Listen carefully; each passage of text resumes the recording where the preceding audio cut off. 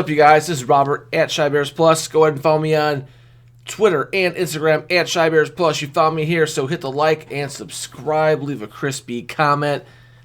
Shy Bears Plus. All right, what we are here to talk about today is the Pat McAfee show. I don't know if anybody saw the clip or watches his show. I noticed that I guess the question was posed, does Nagy want Trubisky out of Chicago, was the title. I said, all right, let's see what the man's got to say. Sometimes he makes me laugh. I like me some McAfee, right? He was almost our Bears kicker, apparently, this year.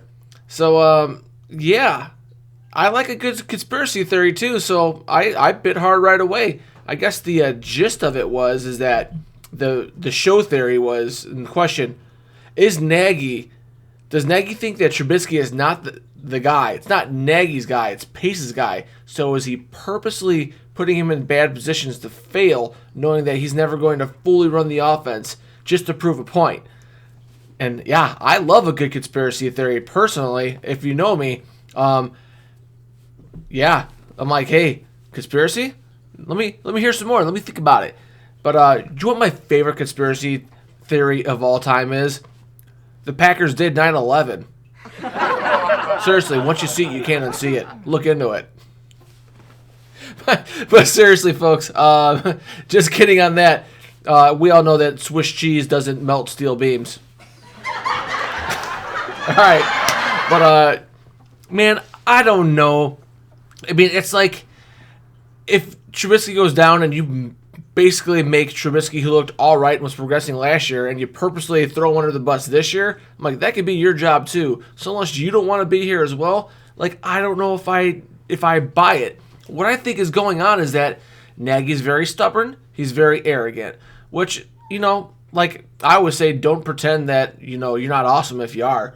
It's just something that I live by personally. So, and it's okay to be a little cocky and a little bit arrogant, I mean, if you're good, you're good. I mean, there's no reason to apologize for that. So, that being said, I just think that he's being stubborn because of his arrogantness, if that's even a word. And I just think that he feels like the success that he had in the very short time calling plays with the Chiefs is just automatically supposed to just work here, right? Because you're calling the same plays. But he never really... Well, he went through some adversity there in a playoff game and they lost. And that was it. But then he gets the job here. So things have been working out pretty well for him.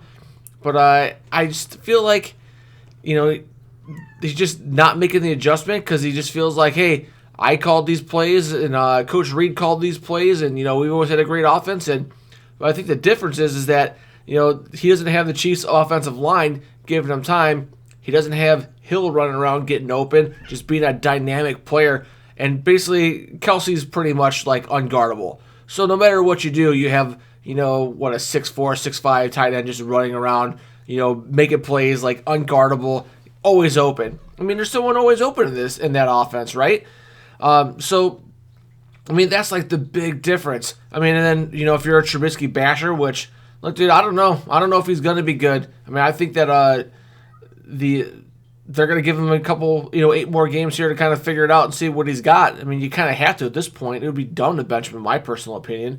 But, yeah, I mean, I don't know if he's going to be good or not, but they're going to give it a shot. And he might suck, he might not. But I've seen enough flashes to go, hey, I think that if you put him in the right position, he might be good.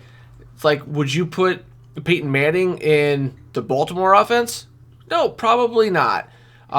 Could you put Russell Wilson in there? Yeah, probably. Could you... I mean, I feel like with Trubisky over the last 2 years has shown me is that he's more of a Russell Wilson than, a Mahomes or Deshaun Watson or Lamar Jackson or anything else. I feel like that was probably my best comp for what he could turn into. And the Seattle runs the ball. There's no doubt about it. They run the ball and use the tight end. And they're not afraid to let Russell move around and make plays. Could he just, maybe that he sucks? He might just suck. He might not be good. And the verdict's still out. I just can't decide. Because, I mean, I watched him drop a dime ball to Allen Robinson, who couldn't tap 2 feet in 2 weeks in a row. Missed another ball. Yeah, he missed like 2 throws. But if you watch football, quarterbacks, really good quarterbacks, throwing completions. Like, it happens. And it ain't easier when you got James Daniels on your lap, or Leno's skating back to you like this is downtown Chicago skating Millennial Park on ice or whatever, and just skating back into you, getting rolled back. So, it's not easy. It's definitely not easy. But I mean, yeah, I've seen lots of pro and con videos, and I don't think like Nagy does him any favor when you're 3rd and 8 and you run all hooks at 5 yards. It's like, I don't think that's the winning way to go. But yeah, I guess we'll just cap off this video. I'm gonna go a little bit longer.